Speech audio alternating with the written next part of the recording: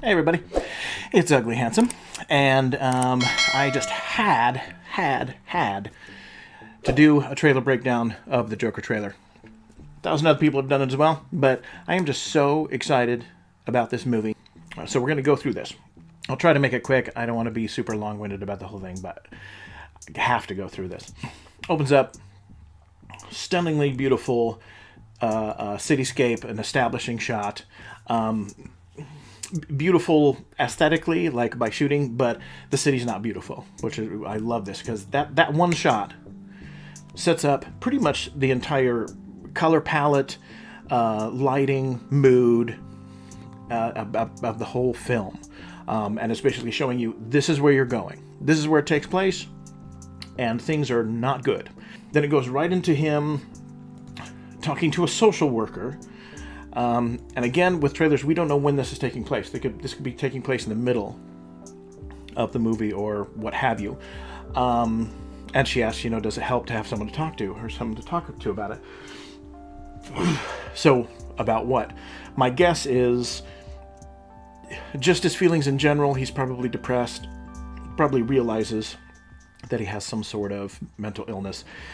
I'm believing that his mother does as well, which I have to touch on because it's so weird. I've watched like 100 or so reactions because I like watching reaction trailers. Oddly enough, there's a contingent of people who, when they see the next scene coming up, him dealing with his mother and giving her a bath, they automatically assume it's something creepy, that it's some unsavory, incestual kind of thing, which is odd to me because that's not what I thought the first time. First time I thought was, oh, his mother probably can't take care of herself very well. She's probably mentally ill, or at least maybe it has dementia or something, and he's taking care of her. It's just interesting, the psychological frame of mind that some people have, that if they see that scene, that's where they go to first, is, ooh, they're doing creepy, weird things. And I was like, no, he's a sweet son trying to take care of his mentally ill mother while he has his own mental issues. I don't know. Anyway, it was just a weird thing that I noticed. So he's talking to the social worker, and it could mean something happened to him, something happened to his mother, or what have you, for him to be going there to talk about something, because it sounds like something specific. Anyway, he has that great smile, and it goes on to where he's talking about his mother, and she says, always, put on a happy face, smile, no matter what is happening. And that what's so amazing about this trailer is, in some ways, to me, this trailer is a perfect teaser trailer. Every frame, every nuance, everything that takes place in this is perfect. And I think that's why it's so powerful, because it's done that way. I mean, it's amazing that this movie comes from a director who does comedies. What better filmmaker to make the Joker but a comedy filmmaker? But what's so amazing, it seems like this comedy filmmaker realizes he's not a one-trick pony. He didn't go the super zany route, like old school kind of comedy thing. He is taking it seriously, and I think that's why the humor in it is going to be better, and the drama is going to be extensively better. But anyway, so we get to see a bit of his lifestyle. And the reason why things are so perfect in this is that each frame, each little sequence, each little tableau that comes across tells you something. It tells you very immediate, important things about not only the story, but the character. I mean, within the beginning, he was talking to a social worker, and he gave her a smile, which was obviously a fake smile. We all know what that's like. Obviously, she asked a question, does it help to talk to somebody about it? Obviously not. That smile told us everything. And then we get a scene of, he was helping his mother, washing her hair. And then it goes right from that to him alone, sitting at this very small kitchen table. He is alone at the table, but he's writing notes down because he's a comedian, or trying to be a comedian. And that's my guess, is that his day work is being a clown, as we've seen in the trailer, spinning a sign advertising for a company. I believe it's a musical instrument company, a music company. But what he really wants to do is be a comedian. My guess, he's not very good. Looking through the jokes, you can kind of tell that they're not very good. But then as you get to the bottom, there's the soon to be, if not already, infamous quote. What is it? The worst part of having a mental illness, people expect you to behave as if you don't. That tells you every single thing that you need to know about his character. That he's obviously aware that he has a problem, and nothing seems to help. And people just want you to be happy. People get very uncomfortable. People want people to be mediocre. Mediocre is what a lot of people consider normal. If you're too happy, if you're like super happy and joyful all the time, that's annoying. If you're super depressed and angry all the time, that's annoying.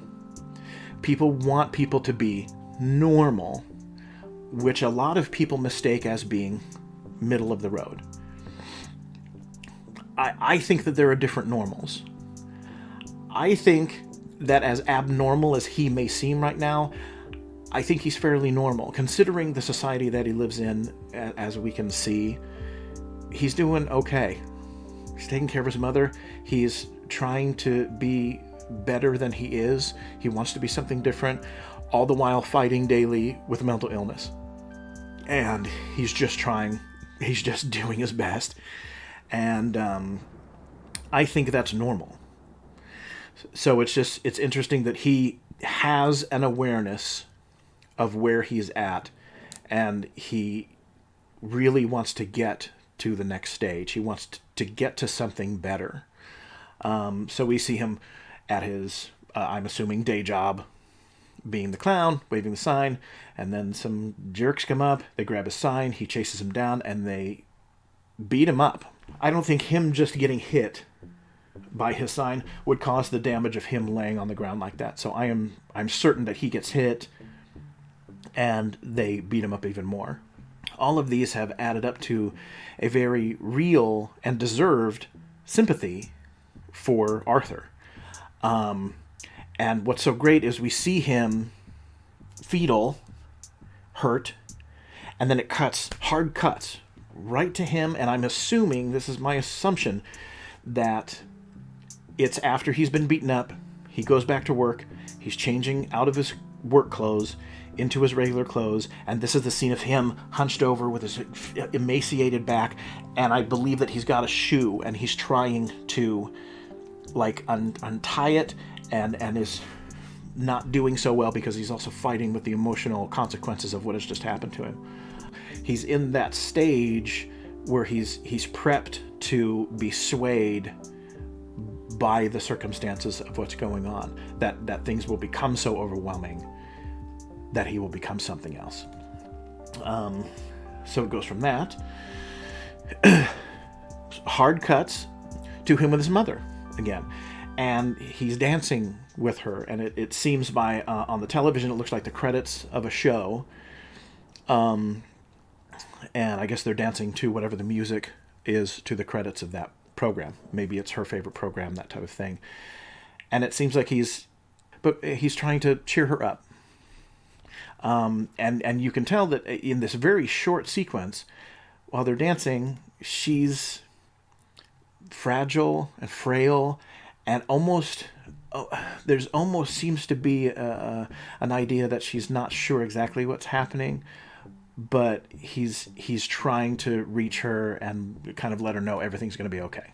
And then it cuts to, and I'm going to mispronounce her name, the stunningly beautiful actress who played Domino in Deadpool 2. I think it's Zazie or Zazzy. You guys, somebody correct me on the pronunciation. I'll look it up as well, but if you know it right away, please down in the comments let me know. She's gorgeous. I'm guessing she's kind of a love interest in this. I heard somewhere that she's like a single mother or something. I don't know if that's necessarily true. It could be. I don't know.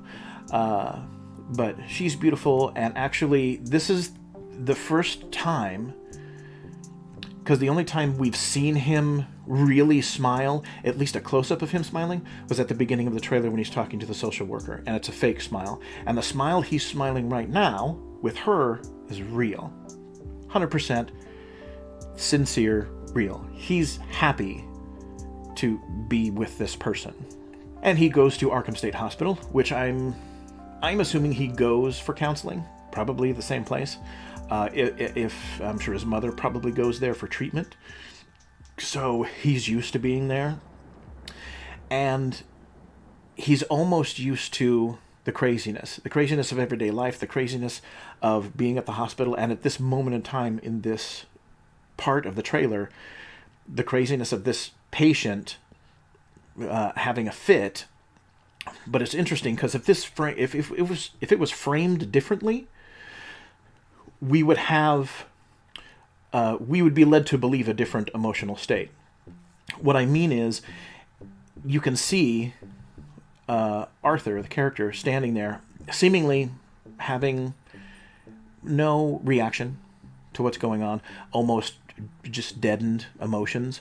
However, we're framed lower, so we can see his hands, and his hands are in fists.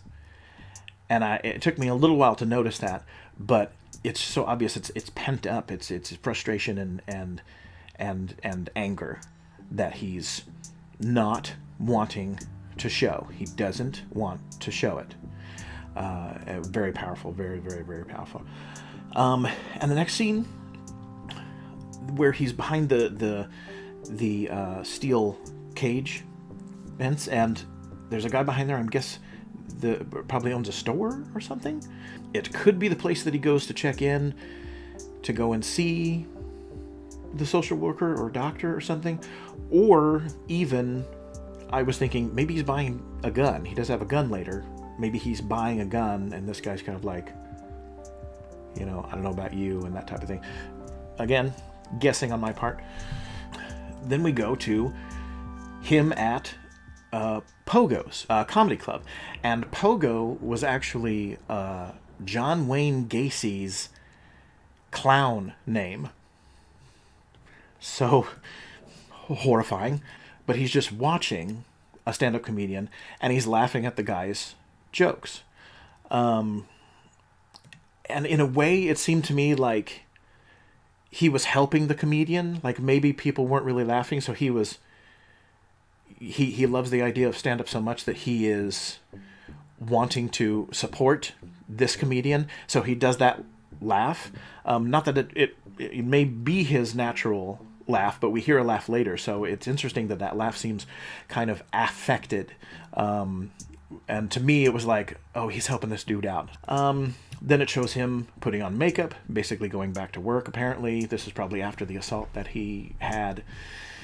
And here is the real breaking point, at least in the teaser trailer, where he does this magnificent scene where he pulls and forces a smile onto his face. And it's obvious that he has been very emotional before this. You can tell that his makeup is run with a tear on his right side. And he's forcing himself to follow the motto that his mother kept telling him. And he's physically putting a smile onto his face. And there's a great crescendo, a crashing low note when he releases, because it's such a violent thing. He does the smile and just can't hold it any longer and just lets it go, and the look on his face is stunning. It's the teaser trailer saying, this is the moment.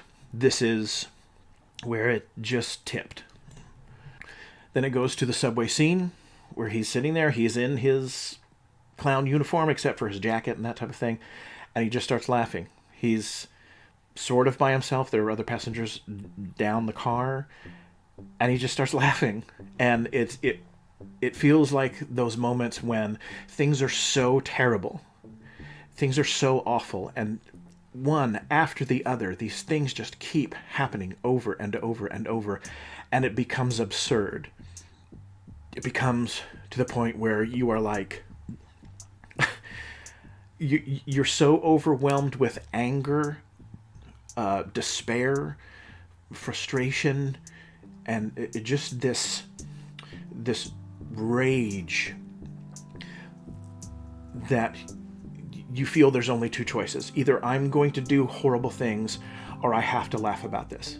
If I don't laugh about this, something bad's going to happen. As much as that's a release for him, I'm just going to laugh this off. Okay, but he's interrupted by something horrible. And again, he's assaulted. And that just, to me, it just kind of solidifies that he's like, okay, if that's the way you want it, world, that's the way you want it to be, okay, then we're going to do this. And it cuts to him in an interrogation room, perhaps has reported what has happened, or something has occurred. He's there. I don't know if it's necessarily he's being questioned. It could be, though. But it's fantastic, just the way the musical choices in this, the mix of music, him dancing in this way where, since the switch has been flipped, he doesn't care anymore. He has found a freedom in rage-like apathy, where he just doesn't care. Doesn't care what he looks like. He doesn't care if people are looking at him dancing or singing or doing whatever. He has freed himself in that dangerous way. Then we hear Thomas Wayne talking on TV. While we hear him talking, Arthur's being kicked out of a showing of Charlie Chaplin's Modern Times. I'm a huge silent movie fan, so everybody should see silent movies. But anyway, it's very apropos. Charlie Chaplin actually wrote the song, the Smile song, that Jimmy Durante is singing and they're using for this trailer, which is amazing.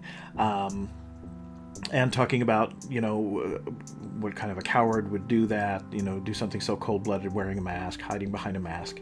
And we can see that obviously Arthur has done something. I'm assuming he's gathered in some way kind of a following of people who are wearing clown, makeup, clown masks and that type of thing. More than likely to be able to escape into a crowd of people looking the same. He rushes off. Then it cuts to him behind a wall with a red clown nose on, kind of being silly for someone. And we find out in a very short period of time that it's Bruce Wayne, which is the young boy who's behind the gate, which he's kind of forcing a smile on. And then it keeps bringing up the, put on a happy face. And it finally shows him at Pogo's on stage and smiling and looking around. Whether that means people are laughing or cheering, or maybe it's in his mind, maybe he's not even really there, is something. All the while, the statement that Joaquin, the narration, is, I always thought my life was a tragedy, but now I've come to realize it's a comedy. We also get a shot of Robert De Niro, who is the host of a show of some sort, while Arthur's behind the curtain. He comes through. Again, whether this is real life, if it's in his mind or what have you, who knows. And then him running down a hallway, then running outside, getting hit by a cab, and then a really great shot of him dyeing his hair green, where the dye is staining down his face, like onto his brows and down his nose, and it's just an amazingly creepy shot. He's hunched over this time, but it's more predatory, and he's looking right at himself, and it is a very piercing, focused, very serious look, a vastly different face and eyes than anything we've seen before. And then, of course, the full presentation of the Joker in his outfit, made up, going somewhere, carrying some flowers, which are obviously seem to be like magician flowers, clown flowers, fake kind of feathery looking flowers. Then it cuts to him dancing on the large staircase, and then a shot of him in the elevator as the elevator door closes, and he just slightly smiles. Brilliant. Perfect teaser trailer. Perfect. can watch this over and over and over and over and over. Just amazing. October is way too far away. But anyway, that's a overview of what I thought of the trailer. Just emotionally and aesthetically, it's just shot amazingly. The colors are amazing. The lighting is amazing. The acting is fantastic. And again, we haven't even seen the full performances of anybody. So it's a very, very powerful teaser trailer. So it's really great. If you liked my thoughts on this, please go down below. Be sure to subscribe. Put a thumbs up if you liked it. Put a thumbs down if you didn't like it. Yeah, I mean, that's it. Just let me know. Ring the bell so that way you can know when I post more stuff. And I hopefully will be posting more stuff in the future. All right. And until that time, I'm Ugly Handsome, and I will see all of you later.